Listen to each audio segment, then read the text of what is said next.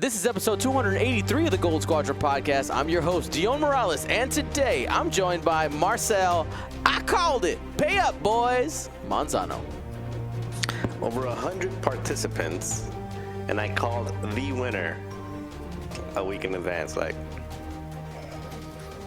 I'm the winner. Is that how that works? Yes. Will Hawk Meta Hagewood. Does that make you like nose for Zano or something like that? Something like that. Ryan, I would appreciate everyone's cooperation in not playing more Kanan Hawk, please, and thank you, Stanazuski. Yeah, Kanan is a really good character, but he's a very evil Hawk pilot. I don't like him at all. He's quite good. He's quite good. Well, today we're, of course, going to be talking about the conclusion of the Galactic Championship Series. We have crowned a champion, friends. But first, before we do that, we actually have a special guest that we're going to bring in now. We did talk him up a little bit yesterday or this weekend during the Galactic Championship, and that is friend of the show. That is the wrong button. One more time. Friend of the show, Wade Pache. Say hi, Wade. Hi, Wade. Perfect. He's a professional. All right. So you might be wondering who is Wade Pache? Maybe you haven't been around. But let me kind of give a little bit of a primer. So if you're not familiar with his work, he used to work at Fantasy Flight Games as basically the person who designed most of the organized play prizes. So you saw those sweet like cards and dice and trophies and all this stuff. Basically, Wade was like, these are all cool things. We should make these. That's a very, very basic definition of what Wade did. Wade, you can maybe correct me if there's anything else on top of that very broad stroke. So for 5 years, I was the producer on the organized play program for all of our games. I didn't do the designs for most of it. I had designers for a lot of it, but I definitely helped kind of steer the program into, I think, a good direction, which I think 2018 was still probably like the peak experience that I, say that I had a part of. So. I would agree. All right. So Wade, you have experience in the board game industry. You are an artist by trade. Those two things met up together to form this game, Aerodome. Now, full disclosure, I did do some work for Wade on the video for his Kickstarter, as well as music to go along, some themes for the game. That's my disclosure. But this segment is not sponsored in any way by the Kickstarter, but technically, if you get the game, I got paid for working on it. You know what I mean? That's weird, but that's the disclosure. You guys know how that works. I'm just being forward, because people are going to be like, money's weird, right? It just kind of all just flies back and forth. But anyway, Aerodome, Rising Horizons. What is it? So Aerodome is the past 2 years my passion project that I've been working on and off, that I started focusing on pretty heavily this year.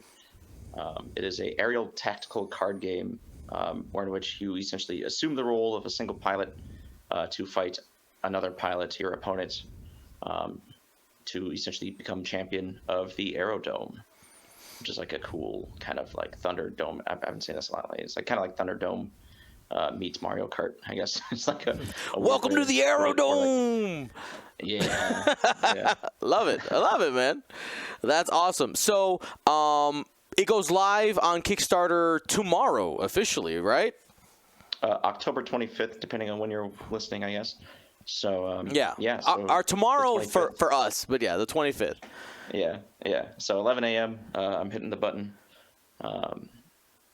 And yeah, so like the first 48 hours, I know we're going to do a early bird tier that if you back, you get a plastic card, which I know X-Wing players definitely love their spot gloss plastic cards. So I'm going to make sure people get some of those. And yeah, I'm hoping to see a successful Kickstarter. Awesome. So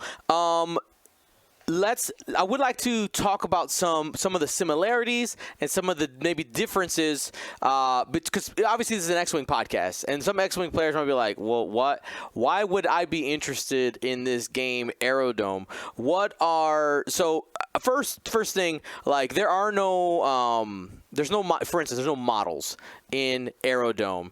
Doesn't mean that people won't take some stuff and glue it on their pilot chits, but right, it's a smaller, more compact game. Yeah, so it's played on a 14-inch by 24-inch, so that's like a standard card game map. And like some of the other similarities, I think the biggest similarity is really the organized play structure, at least from, say, 2019, or, I guess my era of the organized play from FFG. I'm kind of like looking at my 5 years there, what I did right that I really liked and would want to do again, and what I want to do more of, or what I want to try, and getting kind of like the full reins to do that. But also the comparisons to X-Wing, it's an aerial combat game, so obviously you're maneuvering a little fighter around a board. You're playing cards, you're trying to win the initiative, and you're trying to outshoot and outlast. So yeah. I mean, and I guess one of the other major differences is that it's a 1v1 game, at least currently, this version of the game. Yeah, so for the most part, that's going to be the main way we do it, other than a 4v4 format that I want to support pretty heavily too in competitive, which would be 4 of your friends, or you and 3 friends, versus 4 other people in a team-style Squadron format. That's awesome. That's awesome. So, like, if I want to play Aerodome and I want to commit to this, it kind of sounds like you're planning on making this more than just a game in a box and you're done with it. You're planning on kind of continuing to support this, because I just heard I heard the words organized play from you. I heard the words kind of continuing. Give me the dream. What's the long game here? Well, I like to assume tomorrow will go well, but the dream really is I want to kind of like continue creating like essentially memories and stories for people.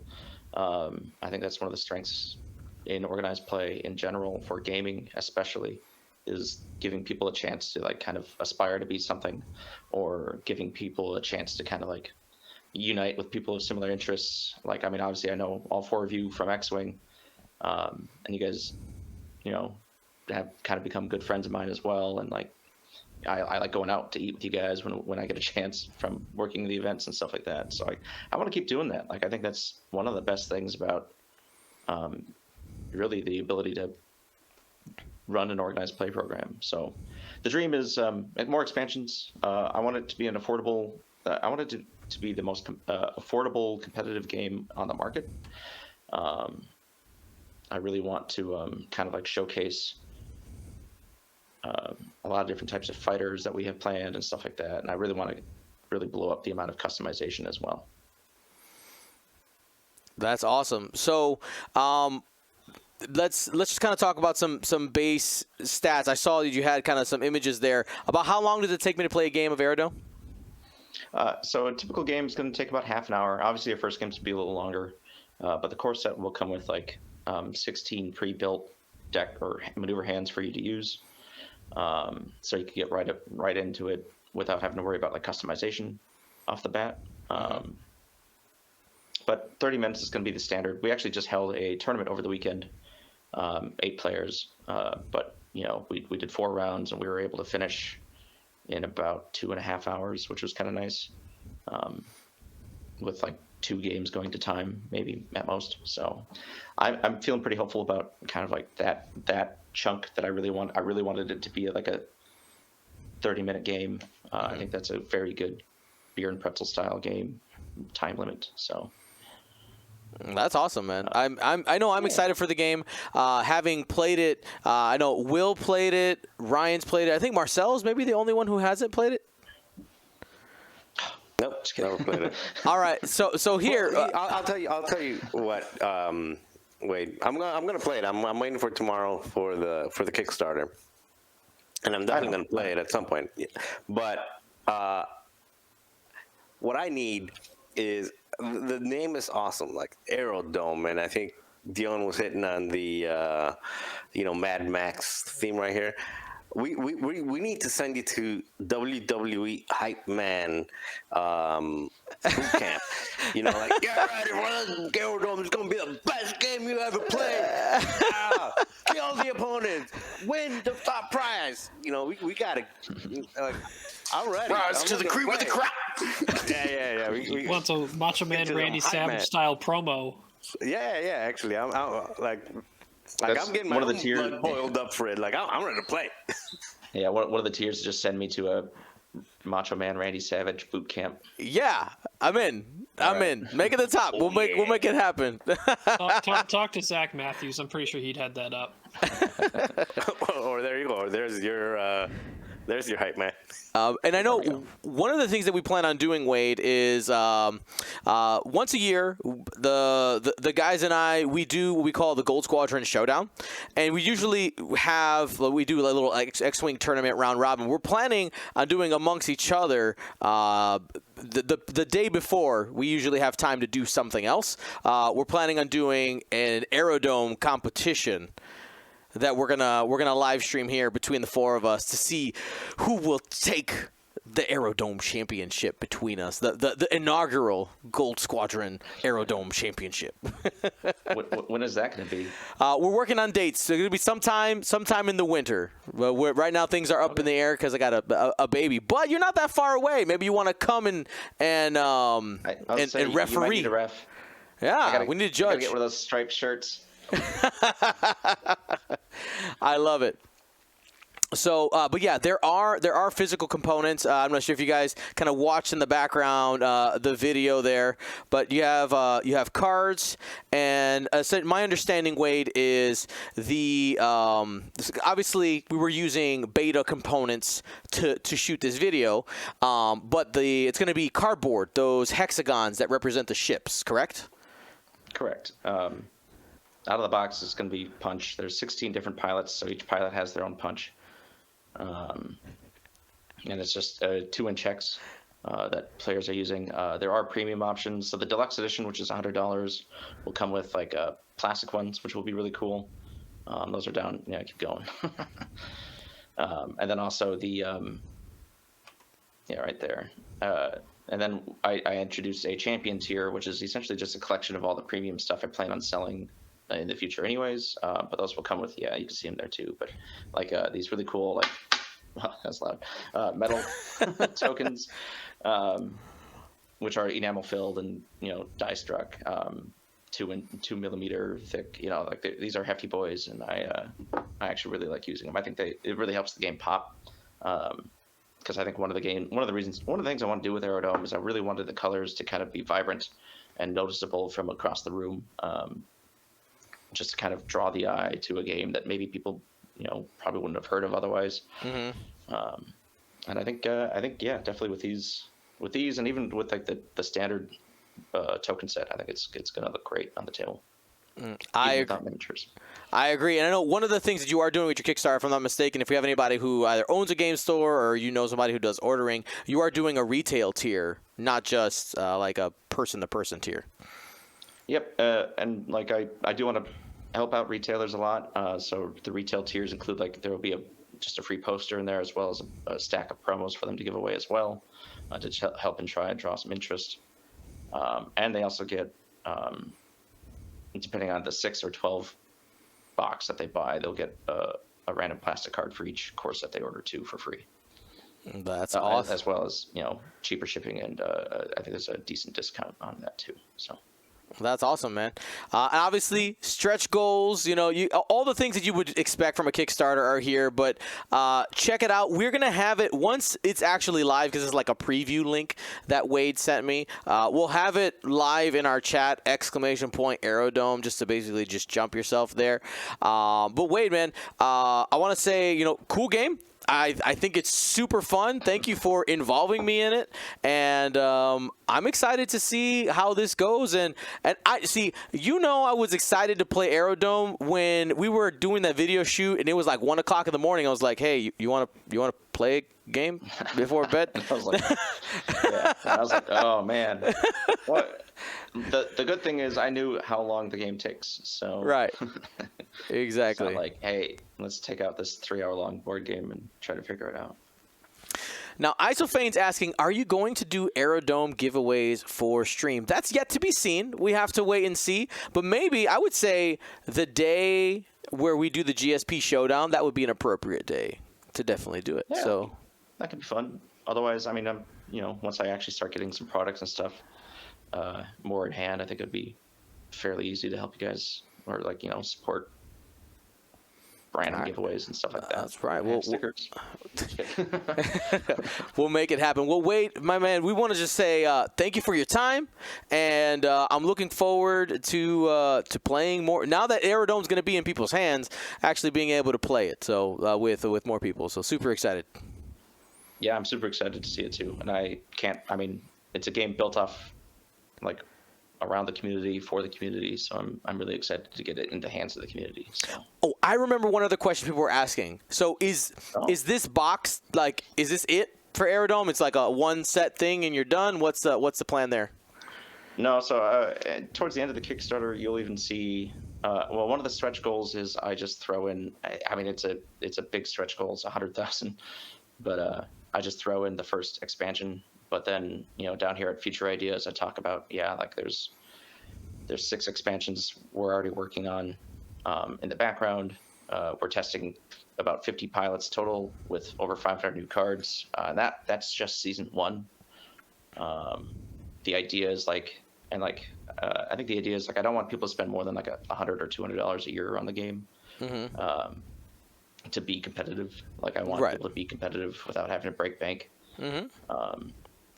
So the expansions will add, but I don't want to go overboard on it. So they'll probably come out. We'll see how the Kickstarter goes.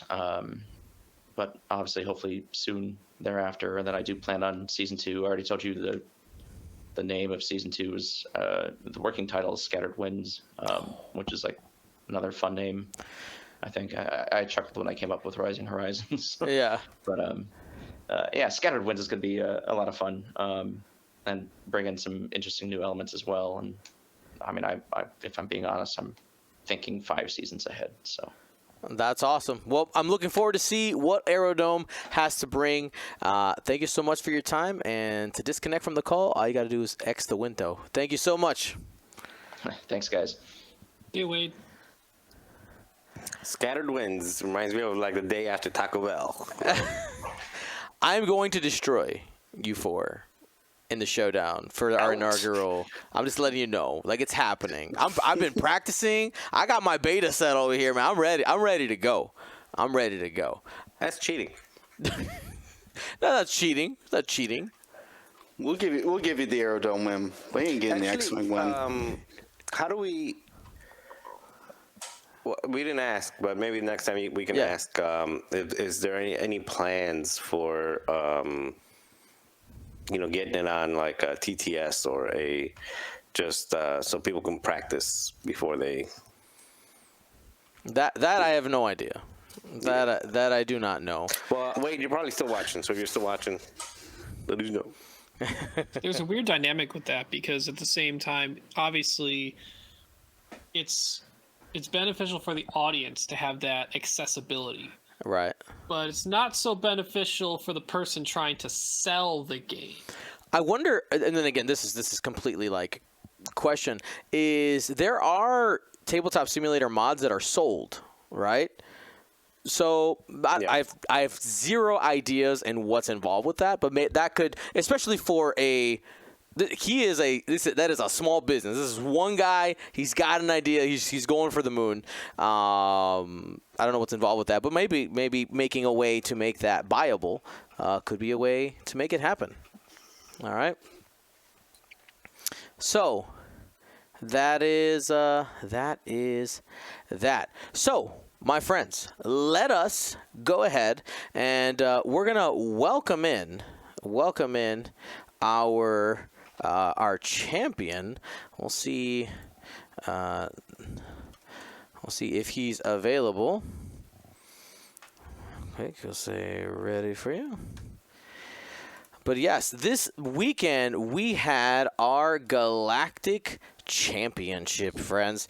This has been a bunch of qualifiers. We had 5 qualifiers leading up to this. Lots of time, and honestly, with perfect timing, because one of the other kind of tidbits of news that we got, Ryan, I'll go ahead and let you drop what you screenshotted us in the chat earlier.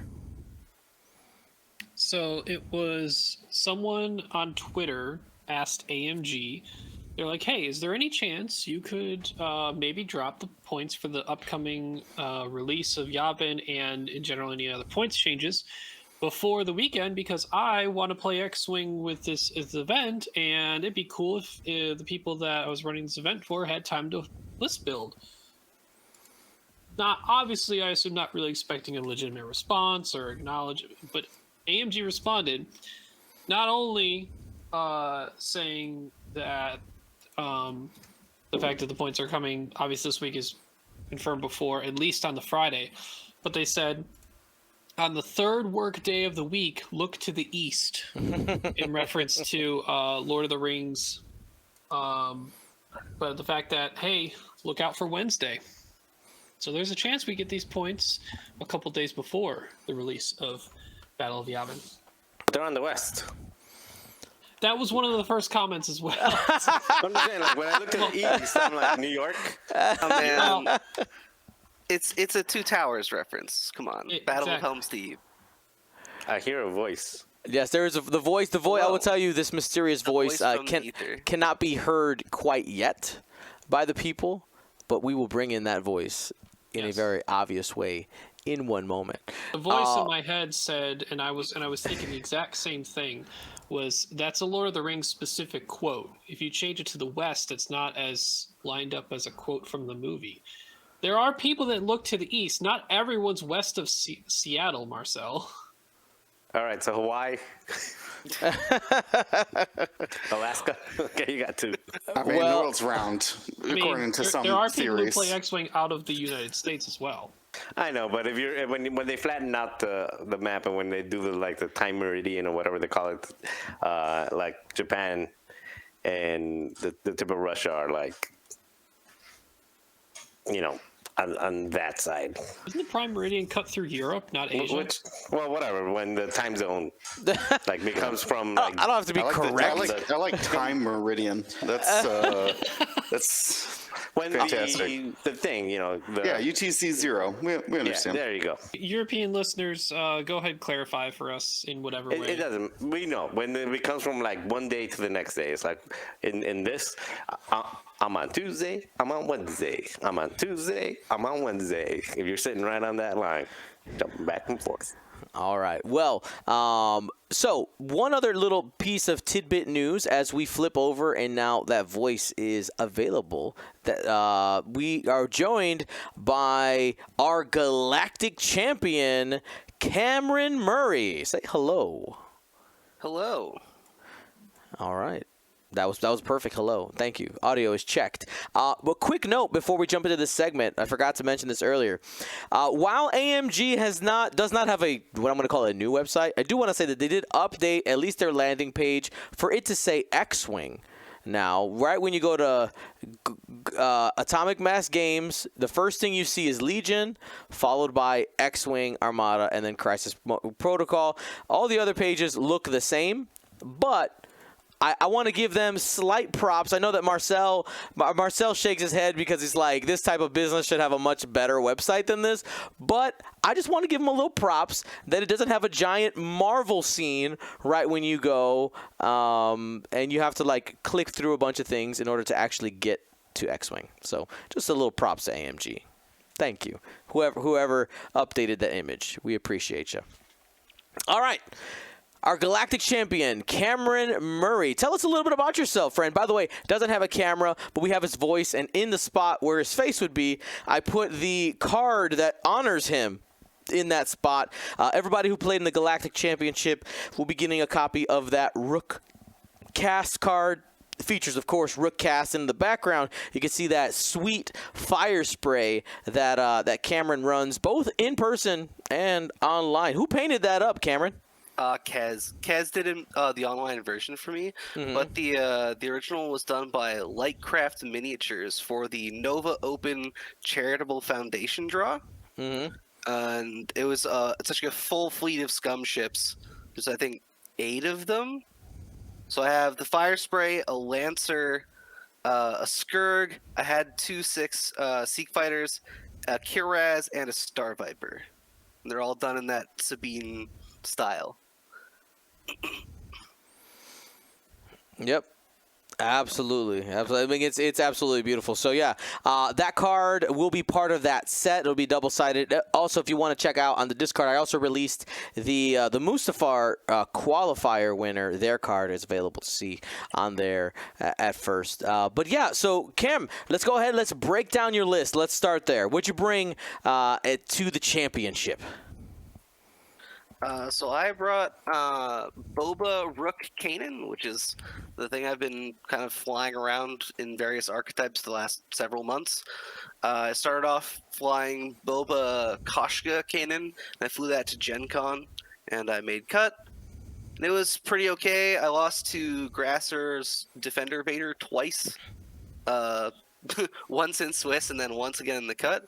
Dion and I actually played first round of cut. We sure great did. Time. Had a very, very silly game.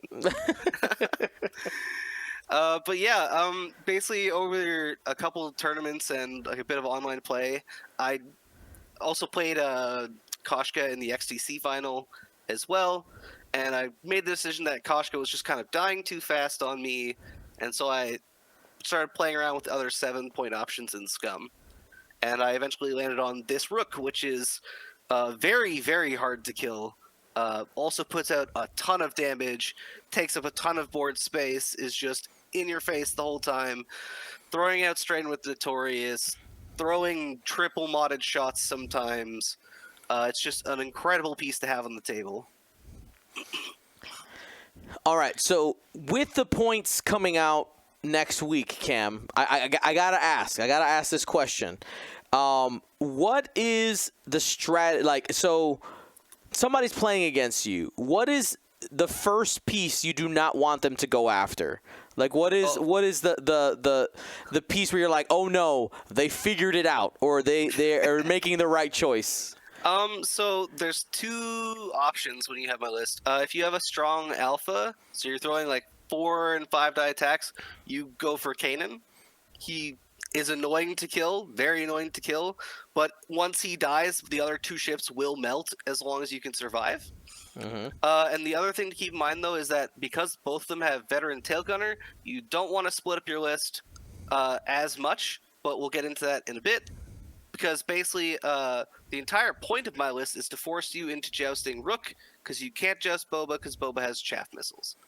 So, unfortunately, the way to beat my list is also kind of playing into my hand, more or less, but you still have to kill Kanan, otherwise Rook is very difficult to do anything to at all.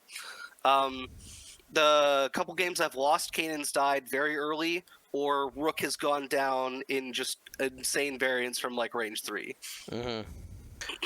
When we played for the last one, were you on the? I don't remember. I remember we played, but were you on the gauntlet, or were you on? I was on the gauntlet for this one, yeah. And in that one, you killed Kanan on turn 3, I want to say, because you got behind Rook with most of the TIE Swarm. And then, like, Kanan just died on, like, turn 3. And then, like, from there, I don't have a ton of options to engage that many ships. And then, like, you ran away with the objectives because I can't kill your ships fast enough to get there. Which comes into, like, the biggest struggle for this list is salvage. I can put out a maximum of 5 shots a turn, but that's entirely ideal scenarios. That's with a ship in front and behind of both Boba and Rook. That almost never happens. In salvage, I'm likely to get 3 shots a turn, and if I don't roll a crit or kill a ship, I do not pop a box off. So I'm just constantly running after usually 3 agility, like, token stacked ships, trying to get boxes back. Give me that box. Come back here, give me the box. I need it. And, like, Boba doesn't really want to carry boxes. Kanan just kind of has one usually, but oftentimes he'll take a straight crit here and there because he only has 2 agility, and Rook is the same way. She can hold it, but she usually gets focus fired anyway.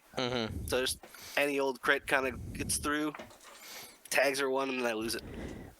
So when you heard, by the way, for people who don't know, one thing new that we did at the Galactic Championship was a scenario veto system, a double-blind veto system only for the final. And essentially, the players had 4 cards. They could choose to veto one in secret. They flipped it over simultaneously, and then the scenario was chose from the other available scenarios. So when you found out that we were doing that, did that give you some joy for your list, knowing that salvage is so slighted against your list?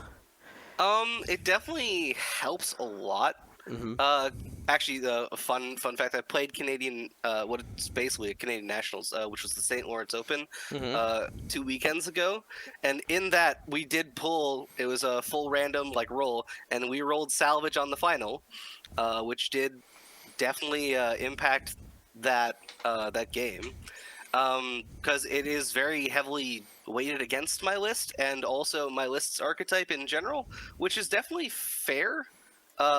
This type of 3-ship list probably shouldn't be doing as well as it is currently, especially with the amount of swarms floating around.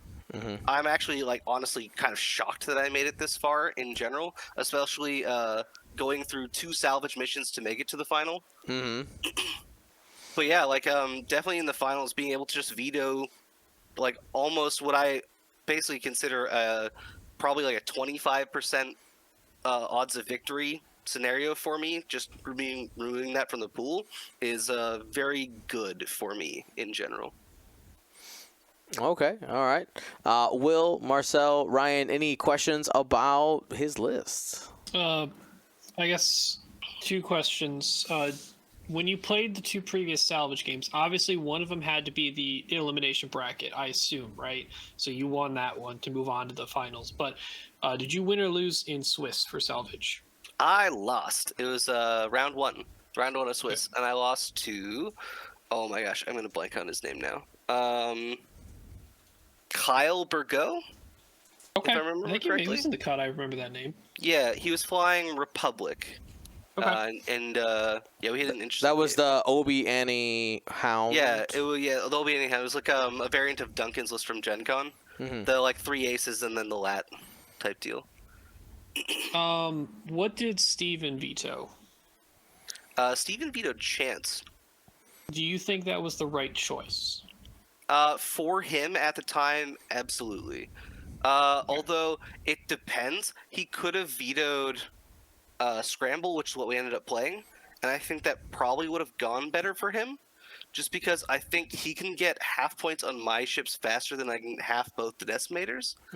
That being said, my ships can kind of stay put in the middle of the table a little easier, and if he ever splits up the 2 fire sprays, it brings Veteran Tail Gunner into play, and with 0 agility, if I happen to roll decently on green dice, if I get ahead in that damage race, it's very, very hard for him to come back into it. Okay. Yeah, I figured salvage or chance is a much closer decision on that one. Generally, when I see lists that have a Boba or Rook, your high point ships that take forever to actually kill, I personally like having, if I had the choice, to have chance engagement there, so that when I've gotten to that half point mark, I'm getting a large chunk of points in return for doing that. So when Boba does present himself, it's still really hard to kill him, but I'm pretty sure there's plenty of games where he's gone to half or more. Oh, absolutely. Not having half points in 3/4 of scenarios is a really odd one. Mostly because a lot of people would think that a list like mine would love to play chance in engagement, but a lot of the time it just comes down to I half point a ton of 3-point ships. I get 1 point for every one I half. They half one of my ships. They get 4 points for half on Boba, 3 points for half on Rook, or 2 points for half on Kanan. And it's a lot of points to be just giving up willy-nilly. I understand why Steven went that way, though, because Decimators in general are just prone to eating a ton of damage up front, and then they often limp away with 1 or 2 health as well. and not wanting to like give up 6-ish points on the 2 7-point ships makes sense to me. Salvage ironically favors him heavily because he's running the Reaper, which can boost with the crate, and there's no way in hell I can catch that. It's just way too fast on the medium base.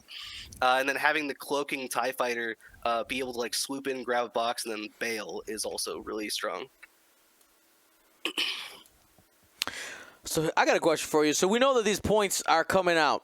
If you were to continue flying this list and Kanan goes up in points, are you let's say nothing else changes, he just goes up in points. Are you keeping Kanan and dropping something else, or are you dropping Kanan and putting something else in that 4-point slot?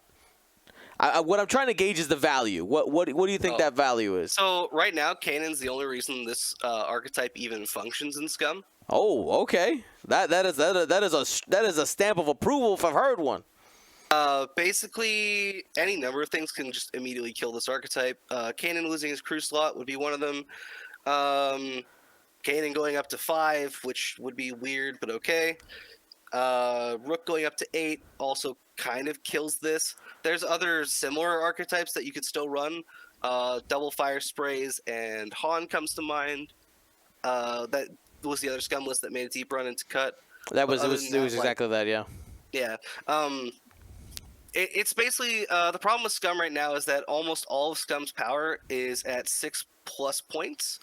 So unfortunately, everyone else gets a bunch of stuff that can deal damage at like 3 and 4, and Scum doesn't really have damage dealing options that are consistent at those point values. So if you want consistent damage output, you have to go higher, but then your ships die to the lower cost things. So you need something that's there to either keep them alive. In the double fire spray list, that's running double chaff. And then you have Han for your ace insurance. He's there to keep stuff like Kylo, Defender Vader, Normal Vader, Poe honest. He keeps them honest. He's constantly on their butts, being like, oh, if you take stress, I shoot you with extra dice. The double chaff removes mods off all the stuff that's going to murder your fire sprays instantly. And then off you go, like milling around with fire sprays, playing like they're RZ2 A-Wings with big guns. Right. And you run away and you shoot them. And then hopefully you take enough off the board to start with that you end up in a more even game state towards the end. Whereas if you remove stuff like Kanan from the field, running Boba Fett is, in my opinion, no longer really an option. He usually doesn't score his 9 points in the game. Sometimes he does if my opponents play into it, especially into the veteran tail gunner. If you keep all your ships on one side of Boba, though, it's going to be very, very hard for him to get any kind of value out of it. And then on top of that, if you get some bad variants or he ends up in range 2 at any point in time, he can just melt to the amount of damage output that's out there right now. All right, my other question here is I'm gonna stick you in the game developer seat, and I said, all right, you got to change something about Kanan. It's a problem. Let's say let's say that was your opinion. What do you think the elegant fix for that ship would be? So it depends. If you want to leave him at 4, you pull the crew slot and throw him a bunch of extra loadout. Because he still can't take titles, so he's still never going to be a gun. Right. You can remove the crew slot and drop him to 3 with the 10 loadout he has now. That gives you options to take bombs, illicits, etc. The problem with doing that is that if you go down to 3 points, he's competing with Gamut. Gamut is probably the best support piece that Scum has at 3 points. Okay. Bar none, because he can coordinate and then hold tokens round to round. Kanan only being able to like do his thing on 1 shot per round is kind of terrible. Well, that's points values. That's why I have Maul on him. Right. The other option you could do is errata him to not work on himself. That's the other option. Okay. All right. I think crew slot's a pretty strong starting point, to be honest. It really is. Not only having access to being able to put any force crew on there, but specifically Maul, who can just say, if I take damage, it's going to be 1 because I'm Kanan. Right. Maybe 2 in some rare instances. And then I'm just going to get the force back and continually being able to use my ability. And the real problem is that if you drop just the loadout, he can take the child and do somewhat similar things. It's not as good, in my opinion. But you could do somewhat similar things. But the real problem with Maul is that even if I take 2 damage, I can take 2 stress and get 2 force back, which makes it ridiculously difficult to kill him when you're trying to focus him down, unless you have a ton of shots just pour into him.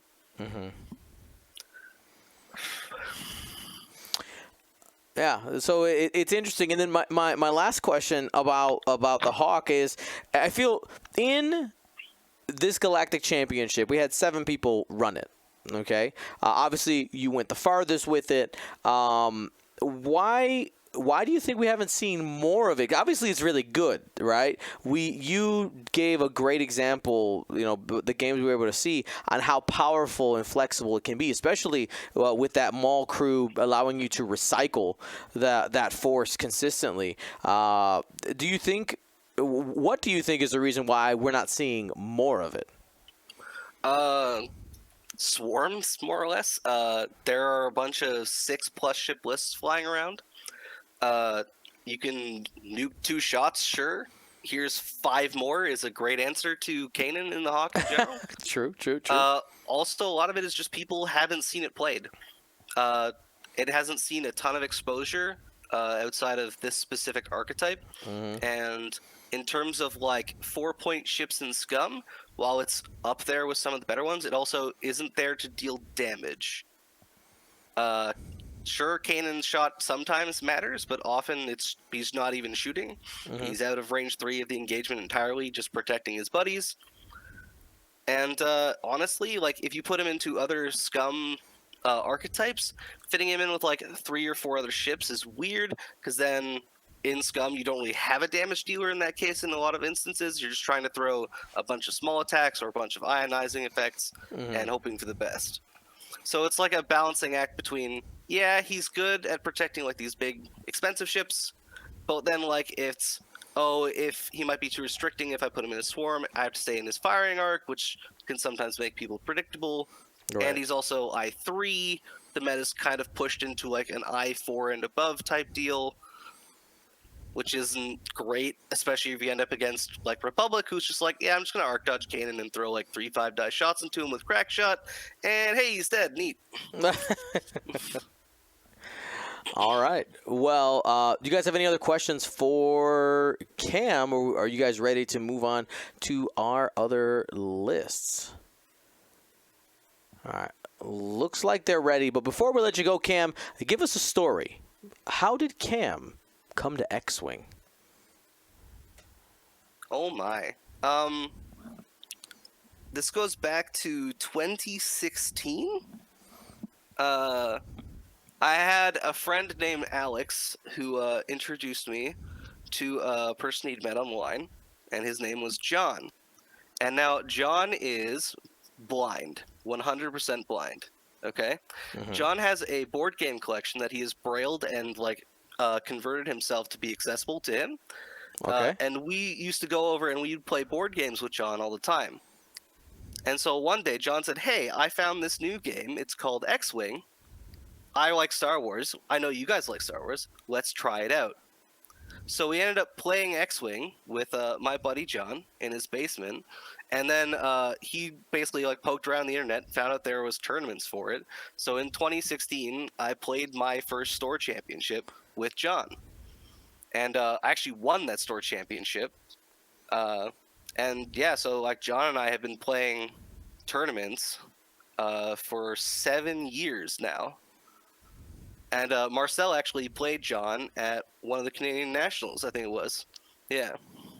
Yeah, it was the same one that you were there at, Dion. Yeah. Yeah.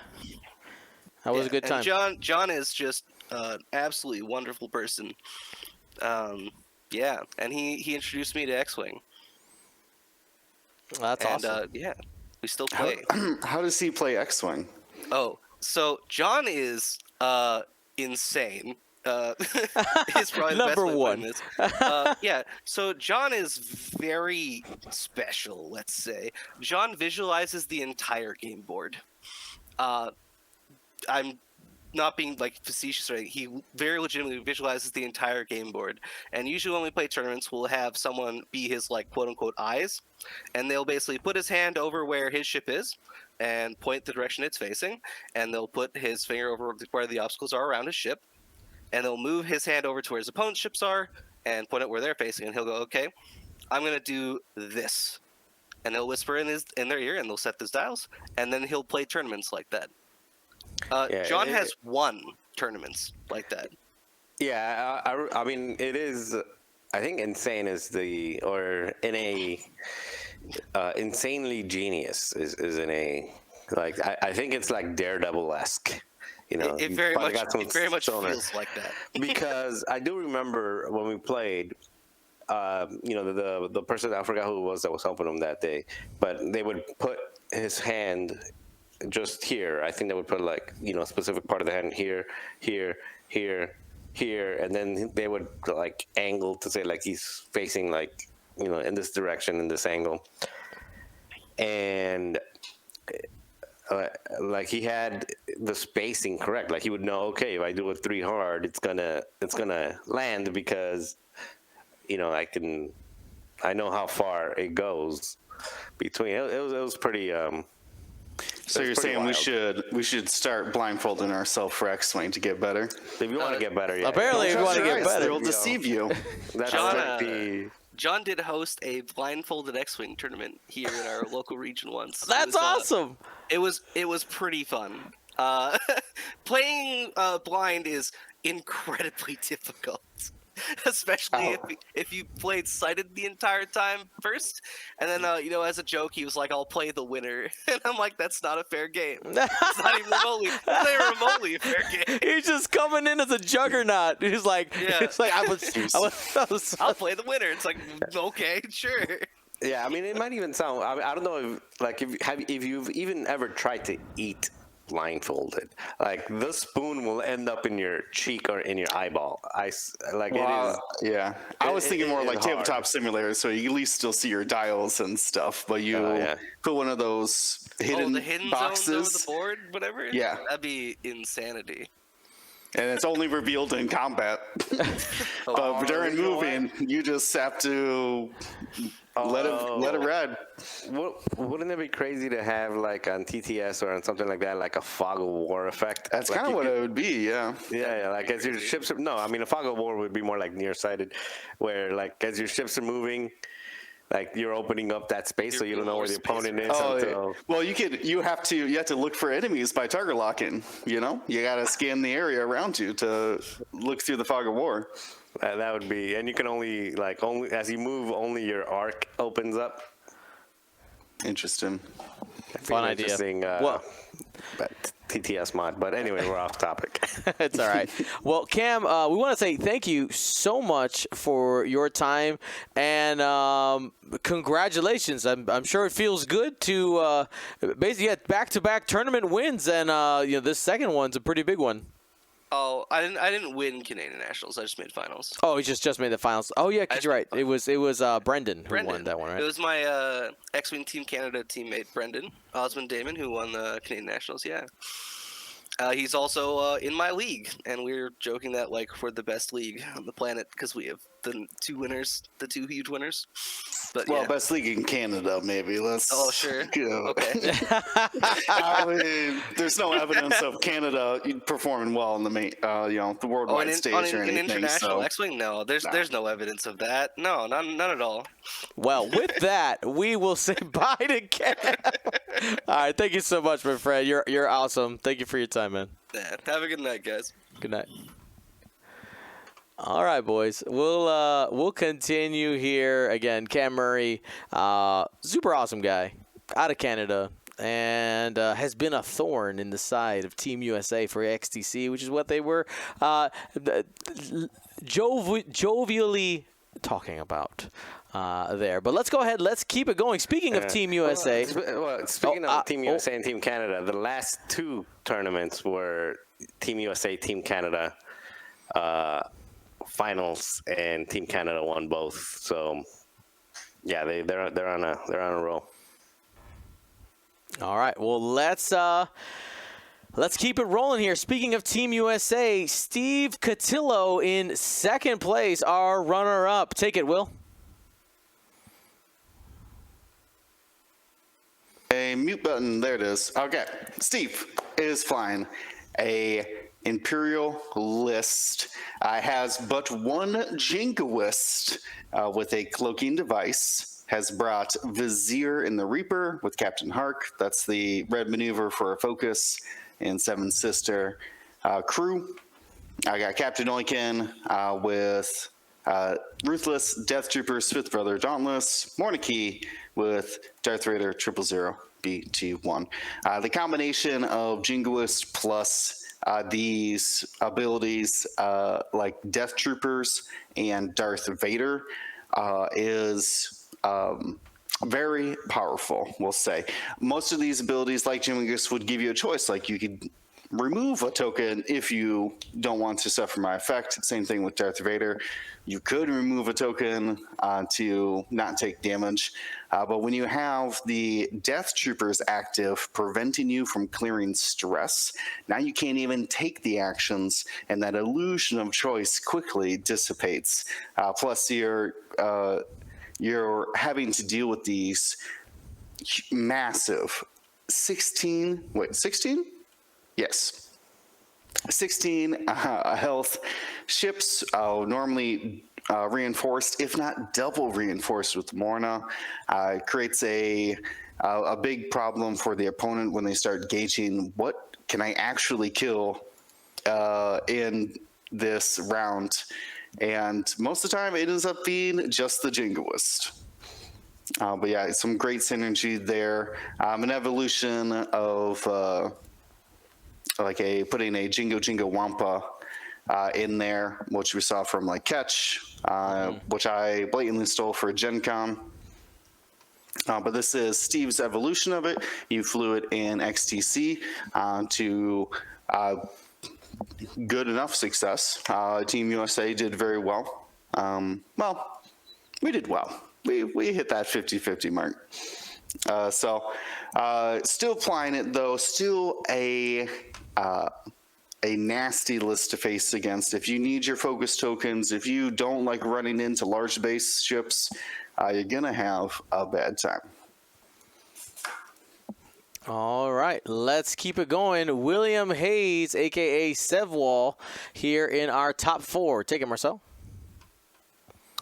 All right, William Hayes flew Grudge with elusive electric shaft missiles, skilled bombardier, proximity mines, and delayed fuses. Scorch with a shield upgrade. Commander Maurus with marksmanship and clusters. That's Commander Maurus on the TIE Fighter FO. And then this is where it breaks off from the more popular version. Is Captain Phasma. It's not even the same version at this point. It's a completely different list. But it's Captain Phasma with the TIE SF fighter, Proud Tradition, Fire Control System, Pattern Analyzer, Special Forces Gunner, and that Proud Tradition Pattern Analyzers just play really well together, allowing you to do a red maneuver and target lock focus or barrel roll or action focus, barrel roll focus or target lock focus, basically every other turn, because you do it one turn, then so it kind of gives you that Commander Poe effect where you're getting 2 actions every other turn if you want, if you're doing your red maneuvers followed by a blue maneuver. Quick draw with Proud Tradition, elusive Pattern Analyzer, Special Forces Gunner, Fire Control System, and Shield upgrade. Again, playing using that Proud Tradition and Pattern Analyzer together in the same way. So that's another Initiative 6 taking double actions every other turn if they want. Quick question for you guys: like, why did this not become popular until only like in the last month, when we've been in the same meta for like 8 months? We talked about it in length last time about Quick Draw versus Kylo, that it feels like... did, but it's still within the last month. I think we had that conversation about a week or 2 ago. Kylo's i5 is sometimes not as helpful as you might think. The i6 was pretty beneficial. Plus you're getting 6 health on these SFs versus the what do I want to say, the 5 health of the Whisper, right? Well, I guess my question was, why haven't we seen the SFs as much until just like the last month? So Because the SFs with Pattern and Proud. I mean, I think they're good. I just don't Just think amazing. people just copy pasted Crispy. Right. yeah, so it's hard to say because they're just sort of emerging as a viable option. I think it really only stood out when I think the last GSP event when Charles Holcomb went top in Swiss with it, just overall. I think Phasma's a really underrated ship in the effect that her ability matters a lot. I don't know. I didn't get to see any of the streams over the weekend, so I don't know how William flew this and how often he put Quick Draw right next to Phasma to make you say, if you shoot Phasma, They were linked. They were attached at the hip. Yep. Yeah, and that sounds like a great combination. You know, and it works for this. Obviously, you already have Grudge, you got Scorch, you got Maurus. Those are great base 3 ships to start pieces, and then you have 10 points remaining to figure out. Normally, we've seen Dread and Kylo. While Kylo doesn't have the I6, he does have 3 Force, which is still really powerful. Conditional 3 Agility, really good still. Generally comes up pretty often because people would want to modify their attacks, which sometimes requires them to spend a green token, or they don't have one because they got chaffed. But this one, I think with this list, at least with Phasma inclusion and potentially Quick Draw as well, because this Quick Draw is not an Afterburners Quick Draw as we see. It's a shield upgrade Quick Draw.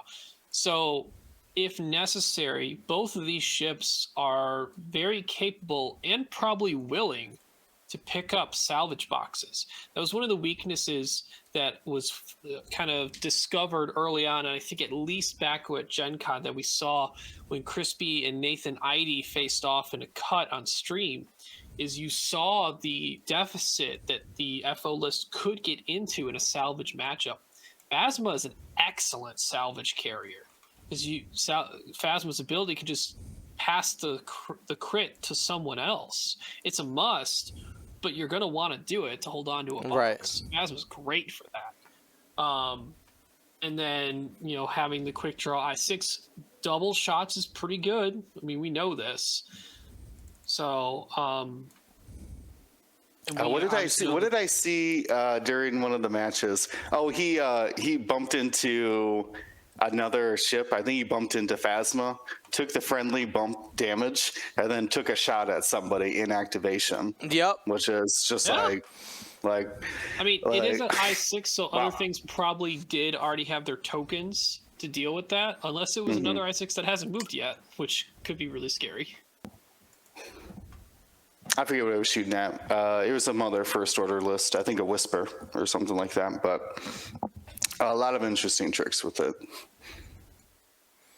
Yeah, if we expect these points update to kind of hit the FO bombers, if Phasma stays at that 4 cost, it's a pretty good swap in if any of those bombers either go up to 5 or just don't have a desirable loadout to take at 4 still. Yeah, we'll see. Yeah, the Quick Draw, it's, man, I've always have gone back and forth on Quick Draw, but having that Phasma there, she's definitely an enabler.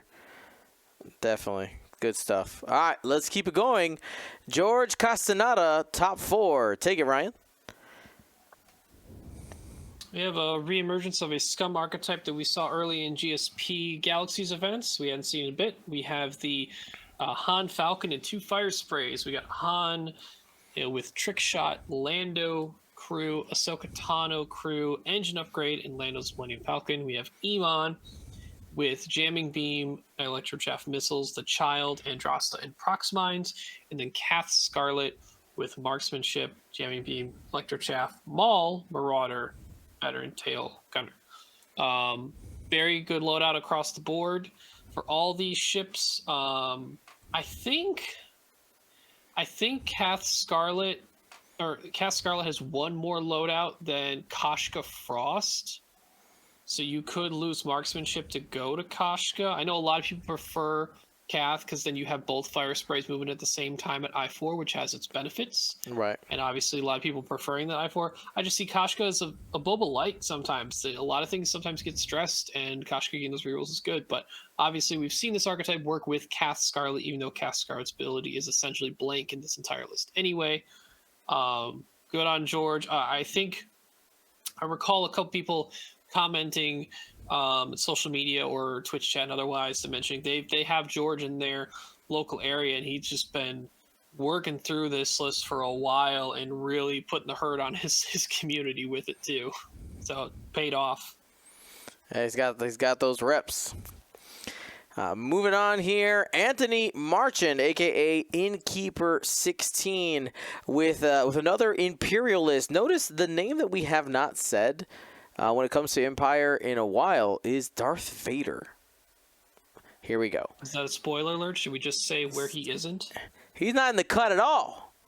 Well, the Only as pilot, the the pilot's not in there. Yeah. True, the pilot isn't Vader here. pilot not even in the cut. That's crazy. That's because it's fair and Especially balanced. once we start talking about how much Empire was in the cut as well. It's not like Empire didn't show up.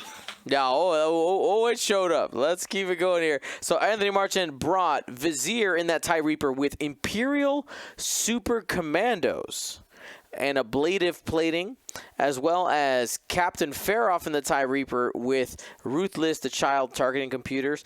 Also brought 5 Black Squadron Ace TIE Fighters with Disciplined and Elusive on Wampa.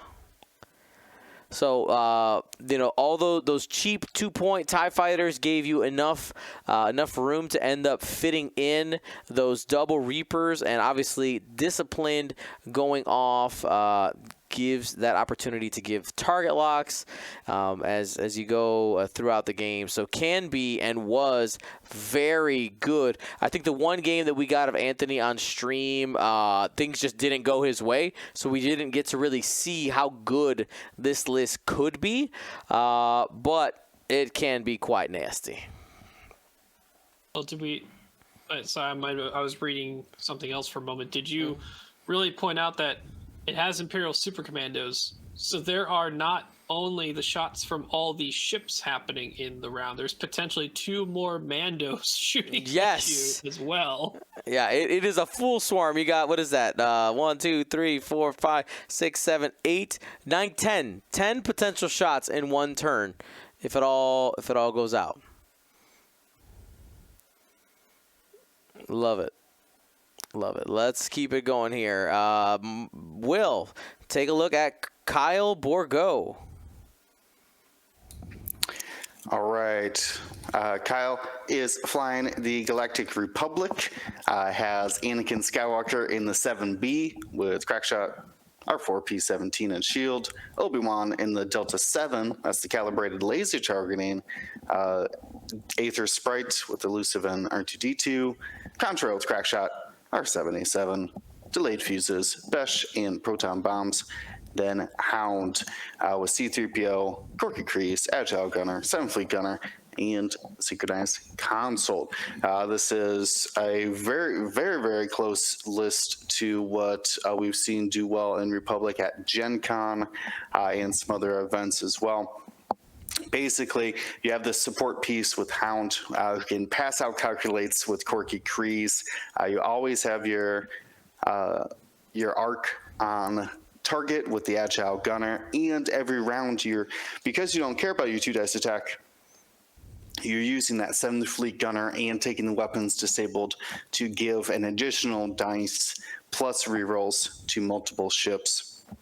You used to have Chopper, I think everyone was like, Chopper is like standard on Anakin, has gone away from that now and is focusing on the P-17, essentially what I call the pattern analyzer droid. You do a red maneuver, you get in action, and that allows Anakin potentially to do a red maneuver, clear it with his ability, take a R4P17 action, his fine-tune controls action, and then his regular perform action step. That combination is very difficult to pin down. Plus, you have obviously very defensive ships with Contrail and Obi-Wan in addition to that. So it's I think, now this is bold, is this the Okay. last true ace list in X-Wing? You have to define ace in your words. Well, I mean, Yeah, right. This is true. We initiative have gotten a lot of people have a different opinion about what that means. For sure. To me, double reposition, high initiative, passive defensive modifiers seems very acey where I come from. Yeah, I mean, probably. I would like to note, I think we've had a few showings of this version of the Republic list that was sort of debuted in a way by Duncan at Gen Con when he won. But I'm seeing a consistent thing that no one else is going back to bringing Chopper as the astromech on Anakin. And while they've done well, they haven't won since Duncan won. So are people making the right or wrong decision by making this adjustment to Anakin while they're still performing good? Is it the unnecessary tweak to change it to this version versus just using the original or Chopper version? What do you think? Obviously, the evade and the jam is strong, but is it limiting though? Because you're taking those stress a lot, you're essentially trading. You're just trading a force in for an evade action, which I understand. That evades work on blanks, but it didn't seem to have. Or the ones I saw were focused on the evade and not so much the high initiative jam. I mean, it's situational. You can either push for that jam early if you want, but most of the time when Duncan talked about how he played it, those evades were very valuable and utilized them in times at which Anakin was likely going to clear it with his ability. He's got an ample amount of force with 3. If it means that he could take an evade, mitigate one shot, but also reposition out of another, I mean, getting 2 evades versus a shield upgrade, and granted, you don't have the pattern analyzer plus Anakin's ability to trigger for those red moves, but I think there's more to be used with Chopper than just having 1 extra shield and another trick with red maneuvers. Especially that I6 jam. That once that gets going, that is ridiculously dangerous and hard to take it. Like, if you're trying to end game, like that Anakin already is difficult to deal with in the end game. But you probably don't need those red maneuver tricks to perform in the end game, whereas that Chopper can be key if you have to take a shot to get rid of a whole modification if you're in tight with them. So maybe then, from what I'm imagining who you're choppering and like who's the biggest threat to Anakin like that. Darth Vader Defender and X1 Vader, 2 other high initiative X1s, or 2 high initiative pilots who love their tokens and actions. So maybe with I wouldn't say decrease, there's plenty of Vaders in there, but a decrease of Vaders in the cut, it might not be as much of an issue to get those jams out. I think it's a little bit of with this particular archetype and list, and I put enough games with it with the Chopper version, and also tried a couple without leading up to the XCC. It's very situational because there's times where Chopper does absolutely nothing the entire game, but then there's times that it does a lot, and there's times that the spare parts did a lot. Actually, not times. There was one time that spare parts did a lot. It was like a bailout once. But the other versions that are this, whether it's this one with the shield upgrade, or whether it's the ones that swap out C-3PO for Satine, they all basically play the same, and it's all very situational. I think that this list is going to always perform well, but it's always going to have some struggle against certain lists. Like it'll struggle against like a high alpha or a high damage swarm. Like if you have 6, 7, 8 ships that can put out serious amount of damage, they'll chew through something like a hound in a round or two. Something like the list that we just saw above with 10 firing arcs out there. I don't care how many times you're repositioning, you're going to end up in 4 or 5 of them. It depends on how it's flown. So it's a great list, but it's also it's susceptible to the green dice, just like any other 3 agility lists out there, and it's also susceptible to just having a bad matchup and having flying against something that's shooting 6, 7 times, and then what are you gonna do? That force will run out pretty quick. Just to clarify for Kyle, if you're listening, this is not meant to pick on you specifically. It's just we've seen this version of this Anakin show up a couple times, done well, but hasn't gone over the top. So I just wanted to bring it up now that we've seen the success of the original. We've seen some tweaks, and a lot of people sometimes in list building from after seeing successful lists on events occur, they want to pick it up, and then they make slight adjustments and tweaks, which can be good or bad. It's good to review them from time to time and see how it's actually gone. All right, our next list comes to us from Eric Flipster Munte. Yes, this is Flipster, one of the main devs on the Tabletop Simulator mod, was a walk-on for this tournament and did really well with an Imperial list. Take it, Marcel.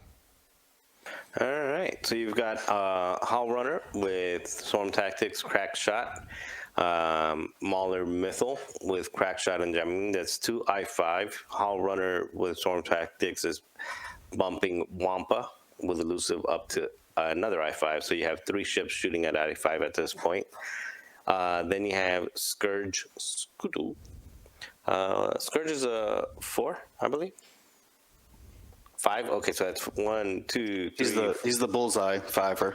Got it. So you've got 5 ships shooting at 1, 2, 3, 4 ships shooting at I5, and then you've got Iden, Gideon, Hask, and the Jingo at I4. So you've got 4 ships at I5, 3 ships at I4, and with Hull Runner, very consistent damage output with Iden. You still have that mulligan in your bag, and then with Gideon Hask, doesn't have any way to get 4 dice out there other than range 1. But Gideon Hask becomes a 3-die gun very easily when you have Hull Runner, Maul, Scourge, and Wampa shooting at I5. Like Gideon Hask will have plenty of opportunities to be a 3-dice gun at that initiative as well. Went in with the Crack Shots and the Ruthless on Iden. So again, not really going with a gun that gets you to 3 dice by itself, but that Crack Shot might as well be a 3rd dice when you're in the bullseye. So yeah, it's very. I also played and lost in my Swiss against not him, against another one that had like Hull Runner, Wampa, I5. Yeah. So another version. Basically, it was the exact same list I was flying, but he swapped out. Instead of Countdown, he had Hull Runner, and instead of one of the jingles, he had Wampa. Everything else was the same. That's a really good take. I like that a lot, especially if you're going to fly it as a swarm and combination. Hull Runner guaranteeing those mods before, instead of relying on only killing yourself with Ruthless, giving Hull Runner an opportunity to save you that damage is a really good idea. So the people that made that call seem to have made the right call. All right, we got a couple more here for our top 8. We have Gary Ball bringing another variation on a first order list. Take it, Ryan. So We'll start with Kylo in the Silencer, back in his original, well, somewhat original ship. For people who remember, a long, long time ago, Kylo first came in the Upsilon shuttle. But This is true. Yeah, remember that Kylo. That was random. Like, what? This is Extreme Maneuver Sensor Scrambler Advanced Proton Torpedo Kylo, probably my favorite iteration. I see it a lot of times when I play Cody Wood. We have Breach with Proud Tradition Feedback Ping Advanced Proton Torpedoes and Plasma Torpedoes. We have Nightfall Fanatical Prockets Sensor Scrambler Enhanced Jamming Suite. And then Commander Malrus in the Xi shuttle, not Malrus FO, everyone, with Proud Tradition, Biohack Strip Codes, Sensor Buoy, Tactical Officer, and Captain Phasma. So what I see here are 3 ships who have big 5-dice guns that want that have the capability to get double mods. Kylo's self-contained. Nightfall can get helped by Malrus, whether it's coordinate for the reposition to get the bullseye or a target lock. Malrus, I had to double check this because I haven't looked at Malrus to work on a non-primary attack, just so I know for sure if that's true or not. Malrus, it's a primary. Okay, just had to make sure. So unless you set up Breach to do his... Oh, we got sensor buoys. Never mind. That's The how Breach buoys. gets double mod, the first one. It's, hey, are you near a buoy? Neat. I'm going to shoot you with a plasma torpedo.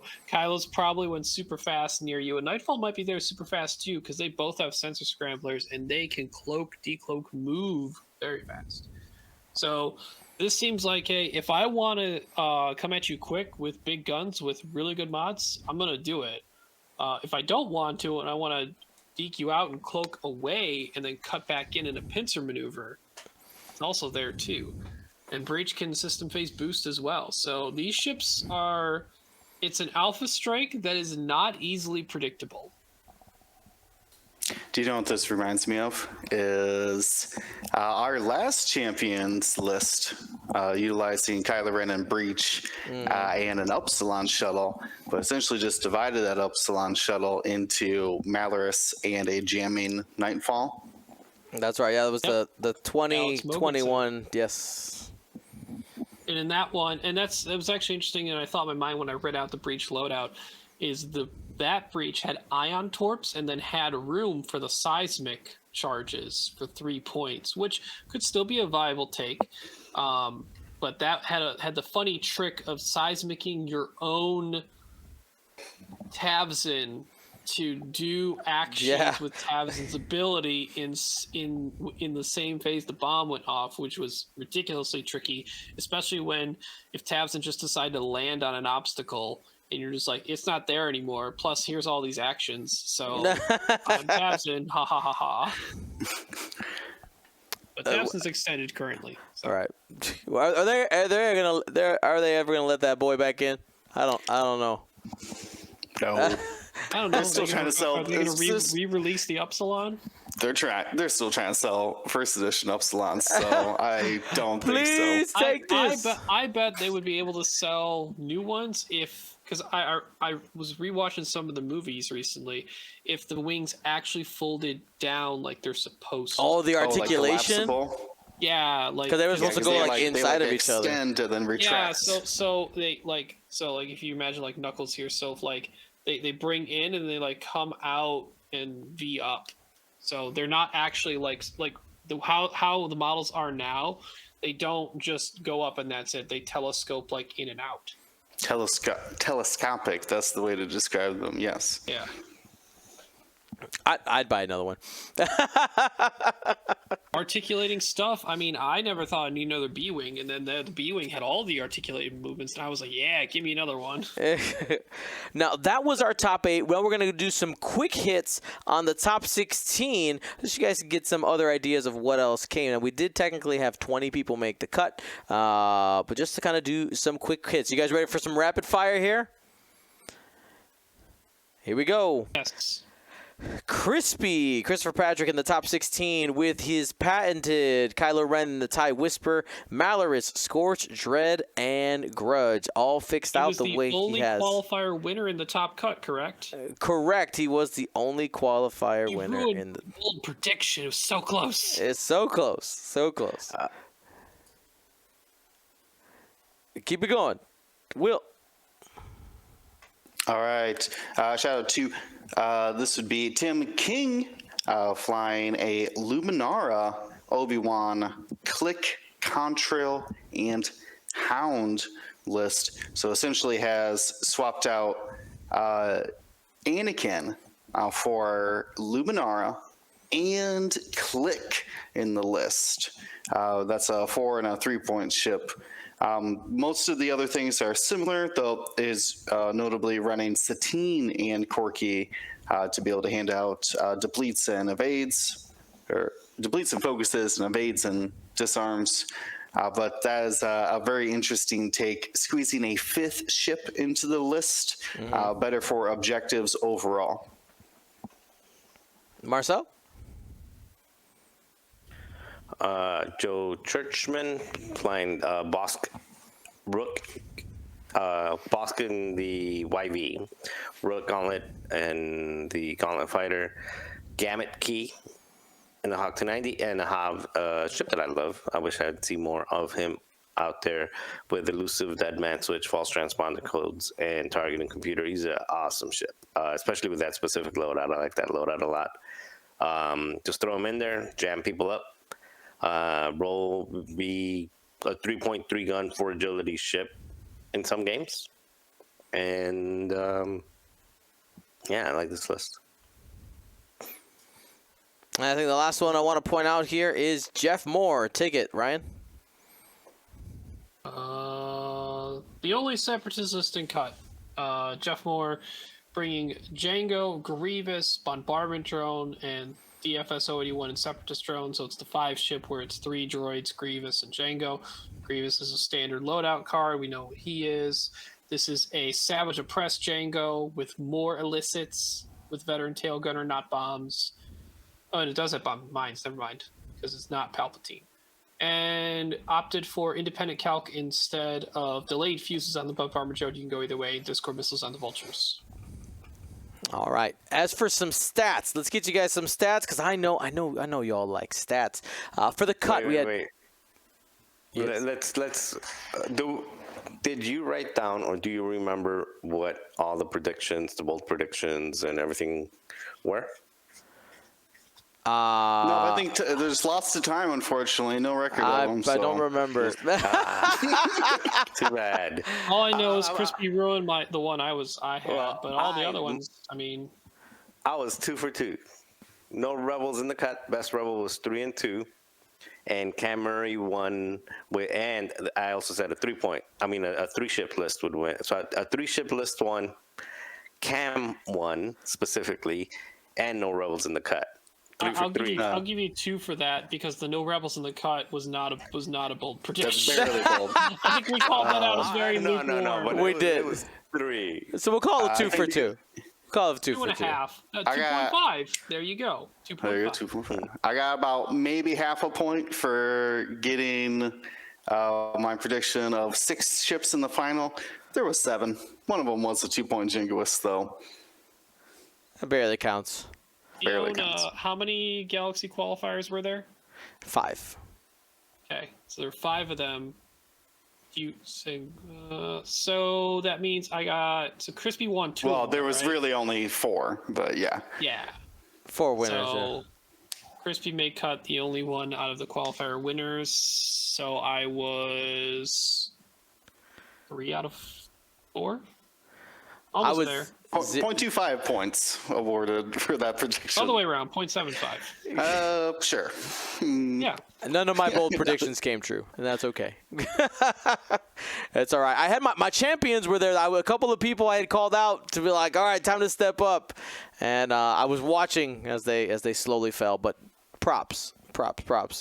It was funny. I did see people, I got tagged a couple times on Discord, be like, Dion, why'd you call me on the podcast? I had to. This is part of the game. All right. I had no pressure. Now I have pressure. Oop, I'm sorry. As for faction stats, because people love their stats here. Out of the 20 lists that made the cut, 8 of them were for the Empire. 0 rebel lists, 2 republic lists, 1 separatist, 3 scum and villainy, 5 first order, and 1 resistance list. The top cut rate does actually end up coming out of the first order with 14 total in Swiss, a 35.71% cut rate. Followed closely behind the Galactic Empire, 29 out of the 108 lists, and had a 27.5% cut rate list. Good stuff. All right, here's my question to you, my friends. We have wrapped up this season at the perfect time. New points literally around the corner in 2 days. What do you want to see changed? What big swings, if you could have one change that you want to happen, what would that be? And for those of you listening in the chat, maybe you're watching on YouTube right now, let us know in the comments or on Discord, like what is, if you could change one thing, whether that be slots, that's points for something, something that happens on those point sheets, what is it that you'd want to see? You got something for me, Marcel? I've got one thing. I mean, there's so much. How do you narrow that? Perfection, maybe. That's the difficult part of the question. That's the hard part of the question. I want, if you could change one, if basically if you had a wish list, what would be at the top of that?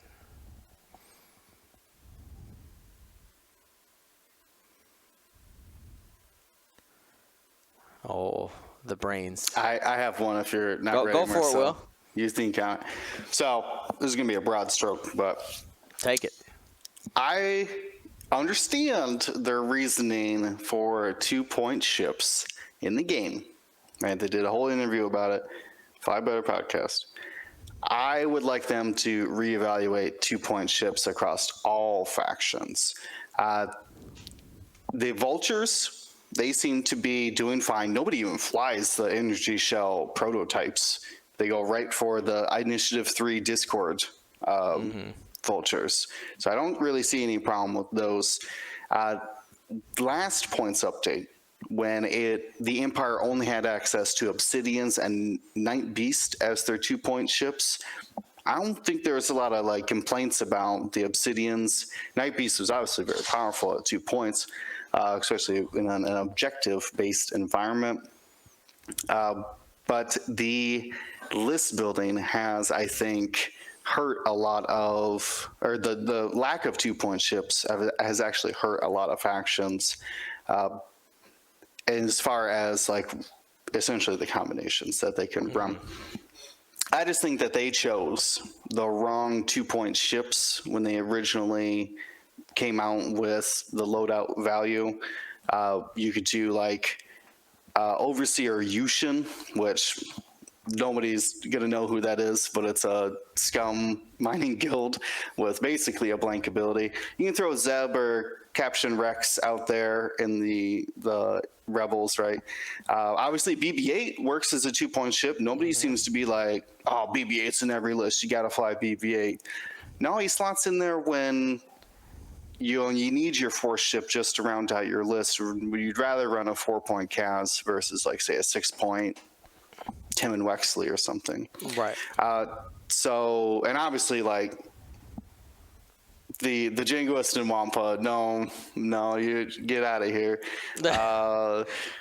That you could do Valen. Valen's fine. Nobody's complaining about Valen being a 2-point ship. You could maybe find Sin with out marksmanship or something like that.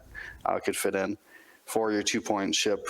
And obviously the TIE fighters should like I said, the Obsidians. What are the generics right now? The black disciplines, right? Yep. Those seem fine. Nobody seems to be like as concerned about them, so maybe they could stay as the 2-point ship. Like I said, very similar with the Vultures, as I mentioned, that nobody seems to really be too worried about them. But Vultures do have a cap, though. I think that might be the difference, is that you have like the 3 Discord ones, and then you have the 3 Energy Shell ones. So then your last 2 are just without loadout. They're naked, yeah. Yeah, so like they kind of have a soft cap of only 6 anyways, and they don't have a powerful effect like Iden to protect them. They have relays, but you got to bring a whole other ship to be doing that. So that doesn't seem to be a problem. But yeah, the TIE fighters have been very strong, the 2-pointers. So that would be my one change, is just to reevaluate 2-point ships and what role they should be filling in X-Wing. Kind of a, I don't know how, methodology question for you, Will, on to bounce off of that. Do you think, in a broad stroke, each faction should have a choice of either many 2s that are not great, right? Their abilities barely matter. They're generics that with like almost no points, whatever, and some 3s that are okay. And then the flip side is not a lot of 2s, still not great, but pretty good 3s. Because I think like factions like, so all those Scum just won, right? A lot of some of the Scum players have had their concerns about the only good 3-point ship in Scum is pretty much Gamut, and maybe a Seeker once in a while, like Leighton. I mean, I actually like Leighton and Ultra, but that's but they can only bring ion cannons. Again, now you're not even bringing the ship for its damage contribution. Yeah, but so like in that instance, you could have a singular 2-point that's on the level of like BB-8 Resistance. Yes, and then like Hobby was like not like Contrail, like those were not the 2-point ships. Yeah, No, wrong choices there. I think the 2-point level need to be like Nindru Z95 or like BB-8. Nindru seems fine. Yeah. Yeah. I think do swoop naked swoop in the torrent would be my pick for Republic, or even one of the have fun boosting, dude. Like have great like, one of the Z95s I've never used in. Sure. Right. Oh sure, yeah. Make it Knack. Well, wait, no, he's I5. No, Knack's I5. No, yeah, he's too good. Sure, but yeah. So what's your question? Is that I think I understand the question. That I think one, like the BB-8 might have been the testing ground of just like one, like find your worst named ship and make it 2 points. BB-8 even has loadout too, like, and he still is doing fine out there at. So is there even a ship in the game that doesn't have loadout? Because I think that they want to be able to let people put loadout on ships. I think they got away from putting 0 on stuff. I'm trying to even think if it's small, I think everything has a loadout now except the autopilot drone. I don't know, to the ASB. To the autopilot drone? Oh yeah, well that never had slots though. So I don't know if that's to begin the with, exact same. To the ASB, loadout cost 0 to 0. You have the Obsidian TIE Fighter and the Trade Federation drone. Both 2-point ships who are outclassed by another 2-point ship. The Separatist drone and the Black Squadron TIE Fighter. Yeah. So basically, unless you... And all their named counterparts. Of course, yeah. Unless you really love that Initiative 1 or the Initiative 2, not really worthwhile. But yeah, I think that like like spamming the generics, I actually do think was a great idea of keeping that just to Vultures and TIE Fighters. Seeing like 7 Z95s out there for Rebels, while I would love it it's not really like in faction theme. So Right. I think they have made a lot of good decisions about it, but I would like at least a 2-point ship in each faction. It really would, I think, help out. A couple archetypes, get a lot of archetypes up to 5 ships again, Yeah. versus just restricted to 4. All right. Okay. So, if I were to make one change, at minimum, Chaff needs to go up in points. I'm willing to ban it, though, completely. Which sounds heavy-handed, but it feels like a card now that we've experienced it in the game. We've seen it on fire sprays. We've seen it on Alpha Bombers are the main offender. Yes. We've seen it effective on fire sprays of all kinds. We've seen it effective on Y-Wings, Resistance Y-Wing with Lego. You can take it, BB-8. Astromech. For a while, we've seen it on some Cad Banes. We've seen it. I've used it on Tarkin in the Republic, who's the only ship who can take it, but I brought it because it was 3 points and it could take chaff. People done that in Separatists with a Hyena Bomber, too. While it is very effective and in some way a check on high initiative or token stacking, alphas or high defense in some capacity, I think how its mechanics work and how it can be utilized is it's either going to exist in two ways as long as it's allowed to exist in the game. It's either going to be pointed out of play and it's going to be used in very niche situations or people just using it like kind of electroproton bomb. People use it for fun sometimes, but it's not competitive because it's too many points, and it probably needs to stay that way. Chaff, as 4 points right now, is ridiculously too low. I think people would still be willing to pay 8 points for that because it's loadout, and any ship that has enough loadout that can take it will take it, or can take it. So at least it needs to go up in points because there's enough chassis that consider taking it. It's not just an FO bomber problem. Chaff is clearly very good at not just fighting against alphas or token stackers. It's just good against everything. Yeah. Right? It hurts everything.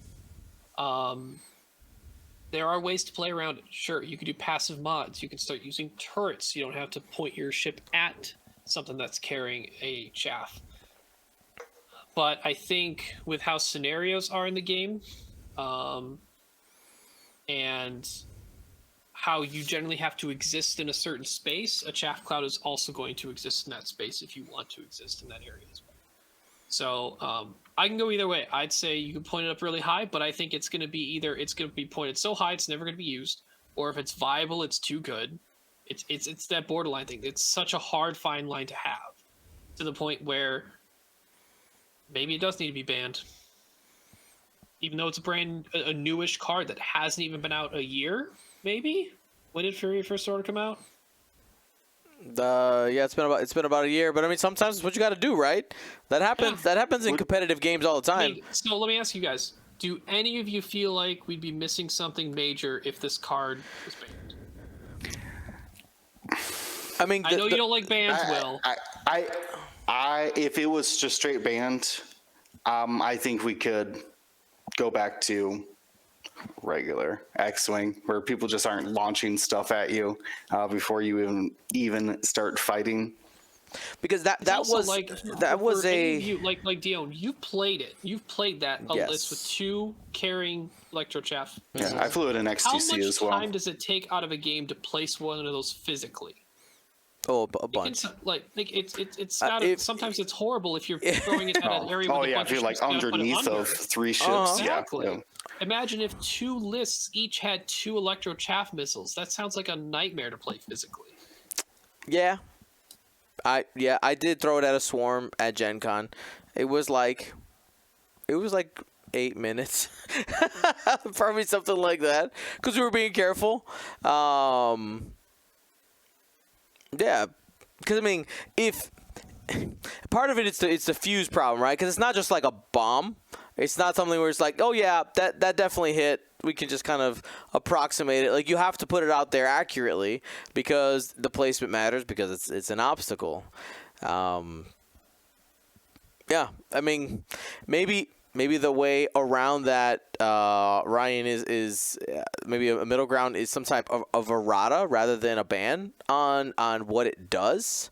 That might be a way. My follow-up questions. What do you think could keep it in the game? For me, it's the stress. Like, stress has got to go. Stress is the first thing that has to go. Yeah, I think even if it's a 50-50, I think that stress hurts more in the future. Make it a deplete, make it double jam, make it literally anything but that stress. There should not be effects that stress you before your dial. I don't. Yeah, that's as someone who's who's been on both ends of that. It's not appropriate for it's not fun. X-Wing. Because if someone's like, I got this red move, I'm gonna plan for them to get in front of me, I'm gonna get behind them. Like, if you throw a chaff on them and they get stressed, it's like the worst. Like, sorry, you just gotta do two white screen. Yeah, now they're stressed and they're out of the fight. They're jammed, getting lit up. Like the other the fight maybe for 2 whole rounds before they can K-turn. Like, completely neuters the ship. I think the jam and break locks would still be enough, and I'd still want it to go up in points. But yeah, that stress needs to go if you're gonna errata it for sure. All right, let's keep it going. Marcel, what would be your one change? All right, so you challenged me here, so I took time to do some homework because if I'm only gonna have one change, it's gonna change everything. So what I would do is, well, I'm going to start off by saying it's with the loadout points, not with the ship cost points yet. Okay. So even though the ships obviously need balanced, so I'm going to read off from the top to the bottom, from where from the winner on down to like the top 8 or 9. Okay. So I was doing loadout points: 50, 51, 67. 55, then 33. The 33 happened to be a personal choice. That was the Academy pilots that only had the 2 points. So they have the potential of using the ISB Jingoists or other 2-pointers that have more loadout, but they opted for the lower loadout, for other reasons. So it's 33, 59, 36, 59, 58 loadout points. I personally flew 44. Then I went down to the best resistance list, because resistance is basically the, with those Y-Wings, 76 loadout points on the best resistance list. And then the best rebel list, which did not make the cut, 45. So I would make a sweeping change to say you're limiting us to 20 ship points per squad, and also limit us to 40 loadout points per squad. That adds the choice back to, okay, I have to choose whether I'm going to load out my Luke with 20 points or I'm going to drop a torpedo from Luke so I can get a really good crew on my Han Solo or something like that. That's now you're starting to sacrifice choices, and and also it allows, again, if you're looking through this, the Rebels, the best that Rebels could muster as far as how many loadout points they can put out was like 45. They can still put out maybe 40. That leaves a little bit less, but it just by doing that and lowering the loadout points of some of the competition that have either more numbers out there or more numbers as far as 2-point ships, or just bigger hitting guns like the one that Cam flew. If you take 10 loadout points off of Cam's list, that brings it back to the level of that same Rebel list that made, it was like 3 and 2 Rebel list at 40 points. So now that rebel list can compete with those top lists. Crispy's list is at 58. Without changing anything, you take 18 points out of Crispy's list. Now you have to make choices, and that list you're gonna have to, it's not the monster that it is because you're getting rid of some serious things there. Right. Yeah. So There's some pieces you're not allowed to have. There's some serious pieces that you can't have. So that would be I know they're not going to do it. How would you put standard loadouts into that? Would they just have a set 15 points of loadout? Well, if it's existing, afterburners, that's an existing. I'm saying that like you just expect them to assign a loadout that it's taking up out of your squad. Yeah, exactly. Okay. So if you're doing if it's and I know they're giving discounts, like standard discounts. If standard discounts, buy.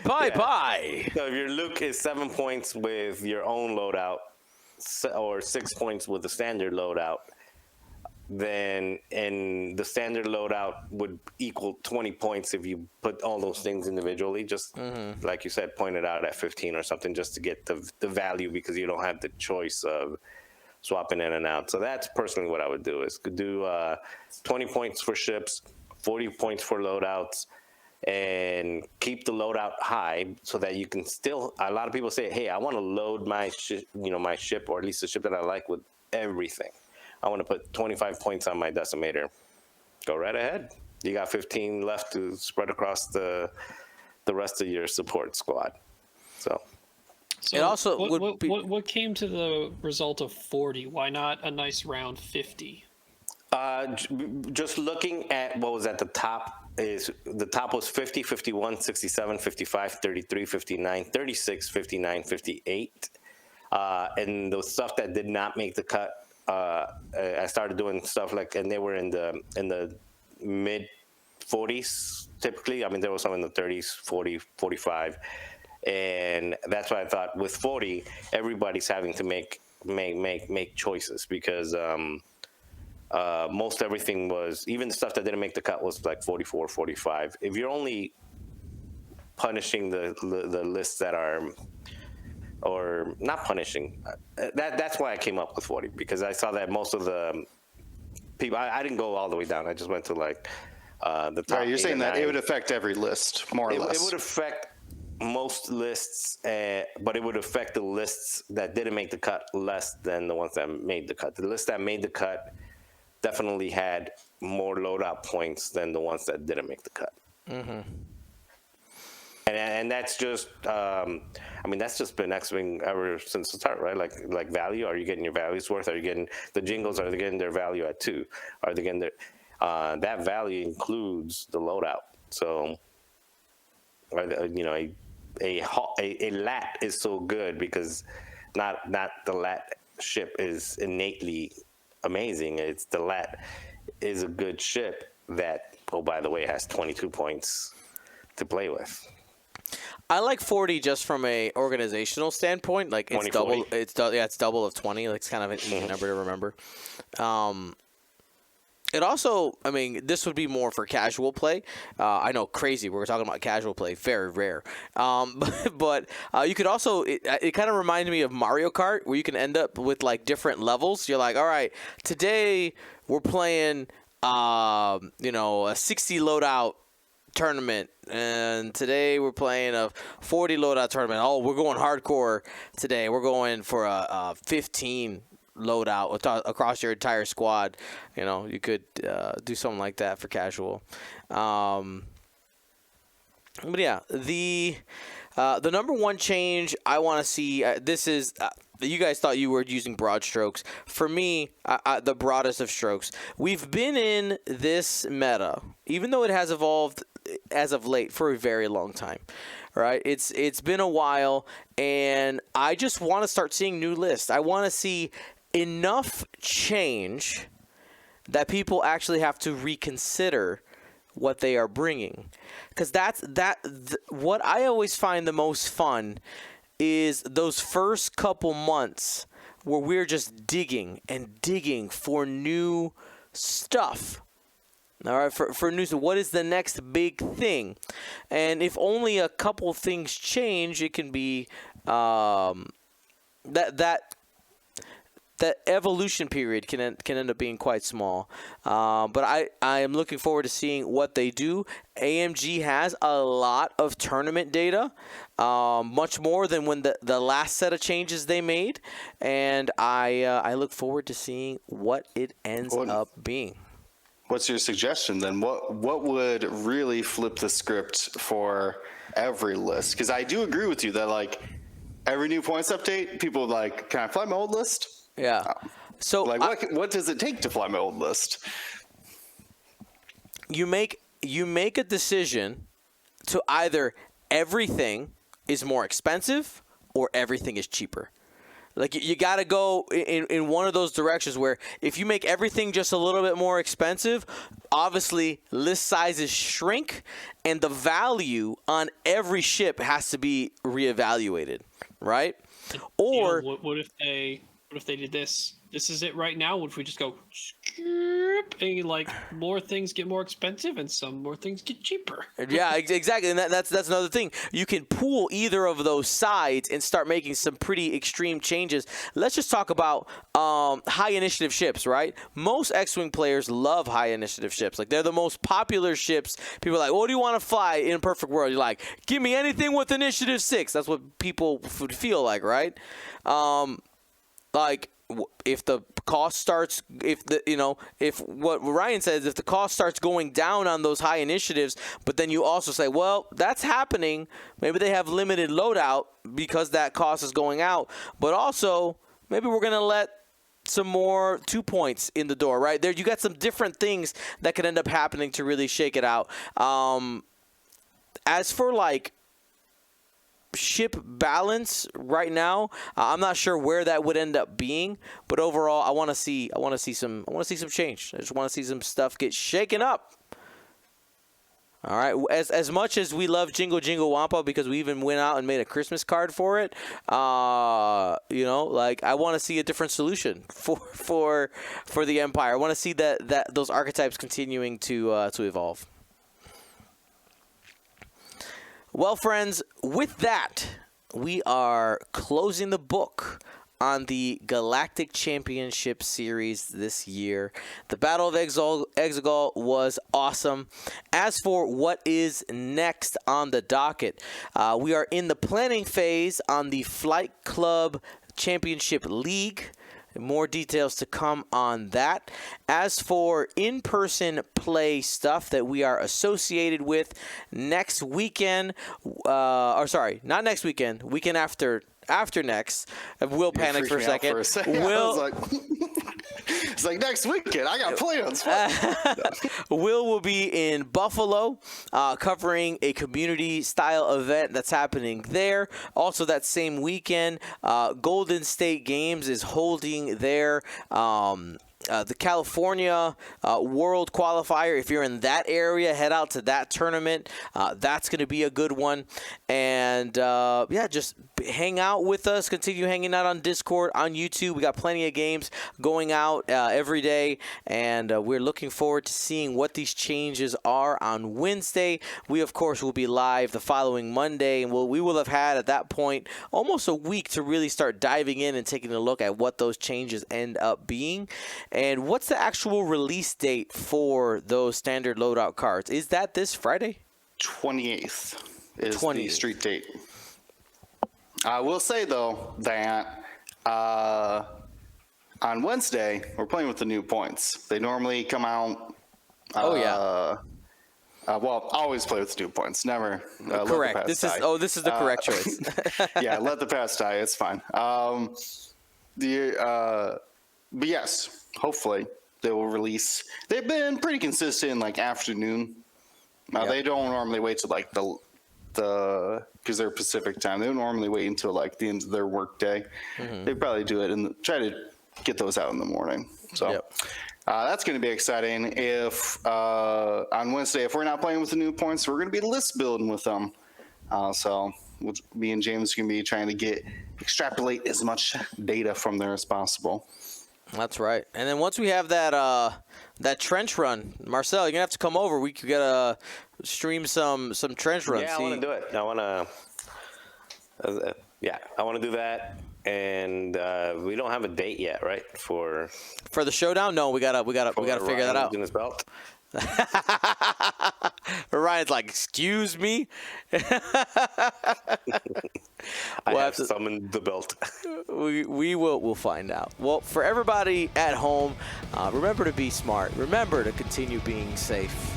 Gold Squadron.